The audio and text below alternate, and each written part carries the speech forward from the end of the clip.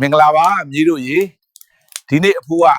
ဂျိန်ဖောတို့ရဲ့ရိုးရာစားစရာစာပြဲစာပြေးချက်ပြမယ်အဓိကလိုအပ်တဲ့ပစ္စည်းတွေကတော့အမဲသားနှုတ်စင်းငရုတ်သီးကြက်တုံပြူဂျင်းကချင်နန်နန်နဲ့ဖက်ရွက်ပေါ့အရင်ဆုံးငရုတ်သီးကြက်တုံပြူနဲ့ဂျင်းကိုညက်နေအောင်ထောင်းရမယ်ဒါကအဟင်းကိုမှုေးပြီးဆက်ဆက်လေးဖြစ်စေတာထောင်းထားတဲ့အနှစ်တွေကိုအမဲသားနှုတ်စင်းနဲ့တမတ်အောင်ရောနယ်ပေးရမယ်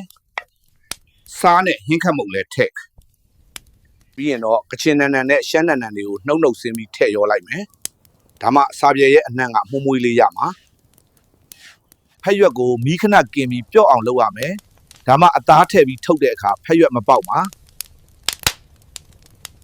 ဖက်ရွက်ပေါ်အသားတင်ပြီးရင်တေတေတက်တက်ထုတ်ပြီးဝါးချမ်းစိတ်လေးနဲ့ခြီလိုက်မယ်ကဲမီးပြင်ရမယ်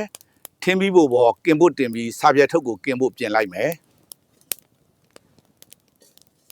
စာပြန် scription စာပြထုတ်ကိုမီးပေါ်တင်ပြီးกินမယ်ဖက်ရွက်အယောင်ပြောင်းပြီးအသားကျက်တဲ့အထိစောင့်ရမယ်ကဲမြေတို့ရေအဖိုးရဲ့စာပြေရပါပြီတအားမှုေးပြီးစားလို့ကောင်းတယ်အိမ်မှာလဲစမ်းချက်ကြည့်ကြအောင်နော်